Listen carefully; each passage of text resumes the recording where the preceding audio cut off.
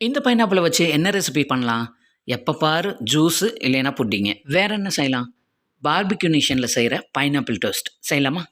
நான் இப்போ ஒரு பைனாப்பிள்ல பாதி மட்டும் எடுத்துக்கிறேன். இந்த மாரி திக்கான ஸ்லைஸா ஃபர்ஸ்ட்டு நம்ம கட் பண்ணி எடுத்துக்கலாம். இப்போ இத ஒரு பிளேட்ல எடுத்துட்டு, ஃபர்ஸ்ட்டு வந்து நான் கொஞ்சமா சால்ட் தூவி விட்டுக்கிறேன். எல்லாத்துக்கும் தேவையான அளவுக்கு தூவிட்டு, இதில ஒரு 1/4 டீஸ்பூன் அளவுக்கு மட்டும் பெப்பர் இதோட தூவி விட்டுட்டு, இது கூட காஷ்மீரி சில்லி பவுடர். இது வந்து ஸ்பைசி வந்து ஜாஸ்தி இல்லாம இருக்கிறனால நான் காஷ்மீரி சில்லி பவுடர் எடுத்திருக்கேன்.